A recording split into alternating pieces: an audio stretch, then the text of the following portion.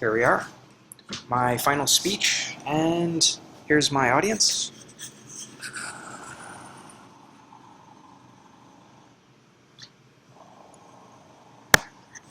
And thanks.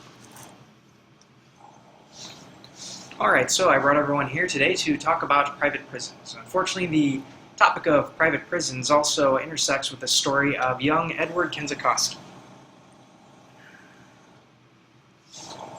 Edward was a normal high school student. He was one of the stars of his wrestling team and was expecting to get a scholarship for it, which he needed because his family was fairly poor. However, one day he was stopped and searched by the police, and they found a marijuana pipe that had been planted on him. They brought him to the courtroom, and the judge gave him 30 days in jail, which was considered unusually harsh, considering it was his first time. It was a first-time offense for him. However, this judge, Judge Thomas Ciavarella, was being bribed by the local private prison, at least according to the magazine Salon.com, and he was later indicted for it. However, that was too late to save young Ed Kenzakowski. Outraged and depressed over the incident, he shot himself through the heart one fine summer evening in Pennsylvania. Private prisons were something I didn't find out about until I got back from combat.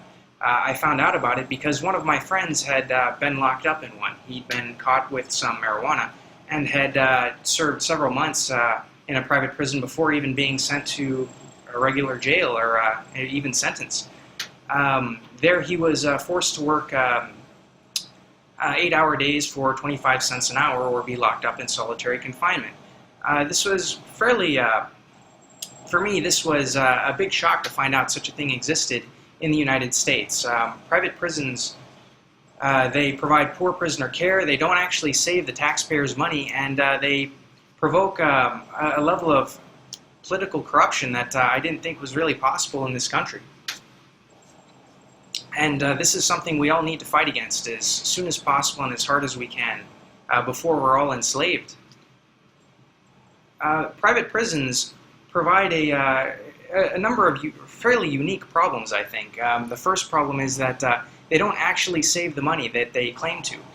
Their whole platform is that they will save the government money by charging less to care for prisoners than a federal prison will. However, these claims have generally proven to be false. The Auditor General of Arizona did a study on it and found out that they actually charge more for medium and low-level security beds despite their claims. And these medium and low security beds are all that the Arizona government pays them for. Combine this with the fact that they have a higher recidivism rate, and suddenly you have a lot of prisoners who are getting out of jail and coming back directly afterwards, which makes sense. According to the University of Oklahoma's study with a large cohort of prisoners, they found that in all 8 models tested, that private prisons have a higher recidivism rate than the normal federal prisons. This is because private prisons actually make more money if the inmate ends up coming back. So if you end up spending less on imprisoning an inmate, even if that were the truth, but they have to keep coming back and be in prison, you end up spending more money over time. So these private prisons don't actually save any money at all. Combine this with the fact that private prisons provide poor prisoner care, and you begin to see how these corporations make a lot of money. They cut the costs by not caring for prisoners properly and making sure that they keep coming back. So, one example was Daniel Kern, a 41-year-old man who is indicted for a DUI, driving under the influence of alcohol. He was supposed to serve a 2-year sentence, but didn't get to do that because he died of pancreatitis. Apparently, the private prison's medical staff wasn't well trained enough to diagnose it, which is really unfortunate because, according to Dr. Anthony Clue of the Johns Hopkins Medical Center, a pancreatitis test is extremely easy, inexpensive, and convenient to administer. So, frankly, the fact that the private prisons didn't have medical facility to administer this test really says quite a lot. Also, private prisons tend to try to supplement their staff with whatever means possible. So, for instance, the Corrections Corporation of America in an Idaho prison decided to use the local gang to supplement their guard force. They would pay, they went by what we call a ghost worker program. They paid the prison guards for a 12-hour shift, had them stay for a half an hour overtime and paid them for that. And then that half an hour overtime on their logs made it look like these guys were working a 24-hour shift. Some of them were up on the books for working 72 hours. To keep order in the prison, they were actually using gang members from a white supremacist gang called the Aryan Knights to supplement their guard force, so they wouldn't have to pay their guards as much. Now, of course, the inmates in this prison are suing, according to Mrs. Janet Boone of the Bloomberg Business Weekly. The prisoners are now suing because many of them were hurt in a prison riot started by this white supremacist gang, and there weren't enough guards to stop it. Sorry if I may. And next slide. There we are. Now, finally, we get to the corruption aspect. This is the most important aspect of the how private prisons operate. If you've ever heard of the American Legislative Exchange Council, they're a group of private prisons who got together and started working with politicians using their lobbyists. The Corrections Corporation of America, for instance, in the last 8 years has spent about $14 million on lobbyists altogether.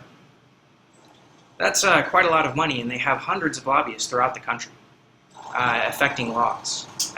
They're part of the American Legislative Exchange Council, and this council was the one who penned such famous laws as the Three Strikes Law and the Truth in Sentencing Law. The Truth in Sentencing Law means that anyone convicted has to serve a large section of their sentence without any chance of parole, which of course helps private prisons, as does the Three Strike Law, which means that if someone commits 2 felonies, the third crime they commit puts them in jail for life. These were all directly influenced by private prisons. These were written by them. The lobbyists who got it passed were funded by them, and they contributed to campaigns that, according to the ACLU, got this law passed. And sorry, next slide. So we can do something about this. There are solutions that exist that we can easily implement. I call them the 3 Ds. The first D is decriminalize. We have to decriminalize a lot of these offenses that are putting people in jail for a very long time. For instance, legalization of marijuana in Colorado has had a very large impact on lowering our prison populations.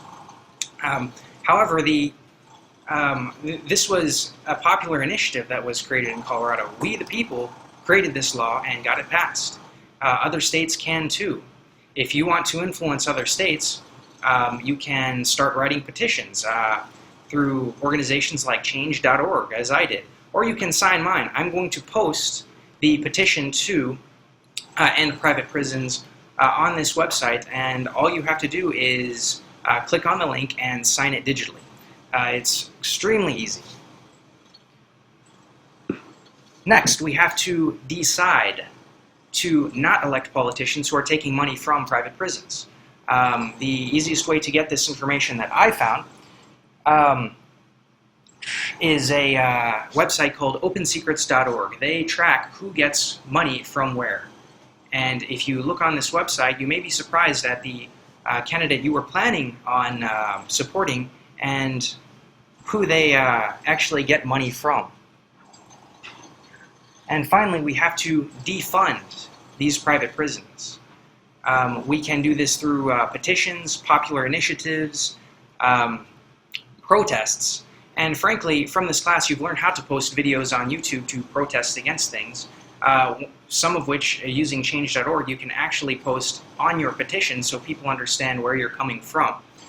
This will make them more likely to sign your petitions.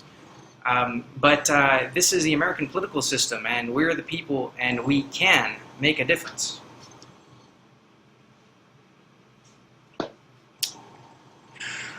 Unfortunately, if we decide not to make this difference, the future could be fairly bleak.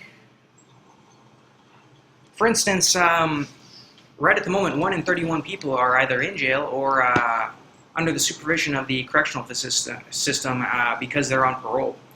There's been a 700% increase in prison population in the United States since 1970, all according to the American Civil Liberties Union. So what this means is that we have more people in prison now, and the prison population is only growing as smaller and smaller offenses get longer and longer sentences.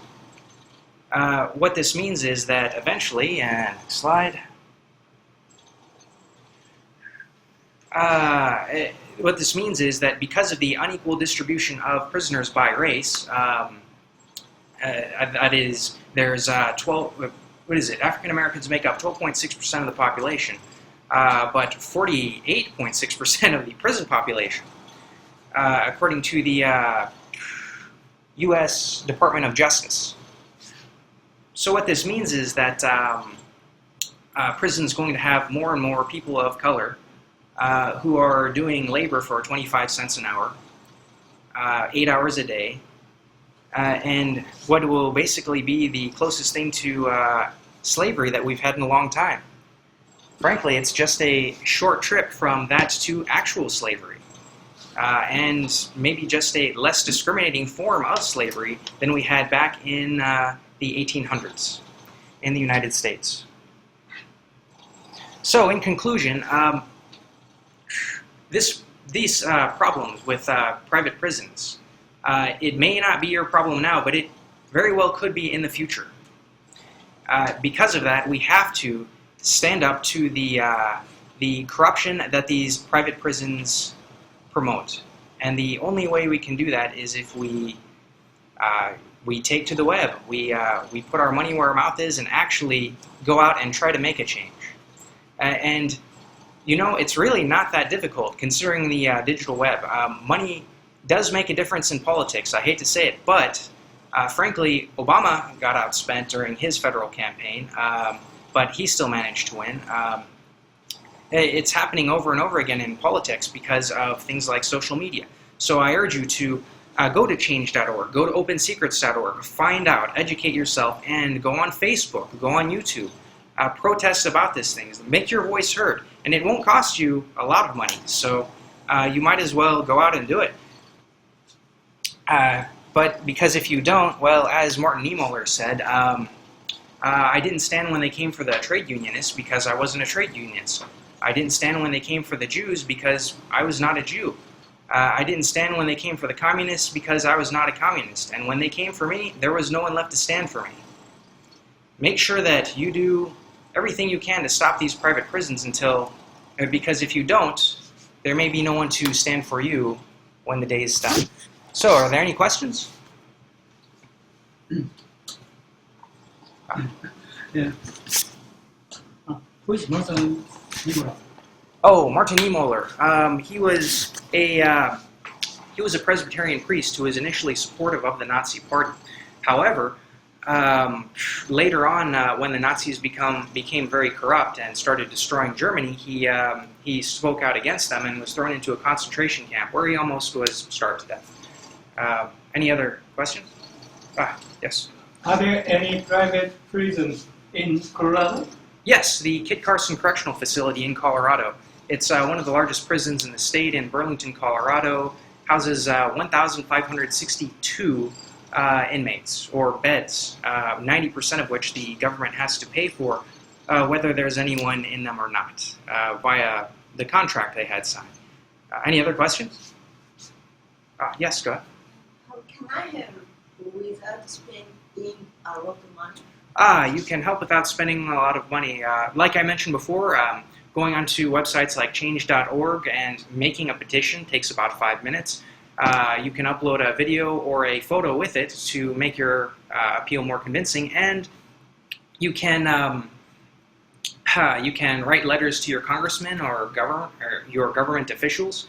Also, you can start electing government officials who aren't taking money from these big interest groups. That's pretty much the only way to do it. Any other questions?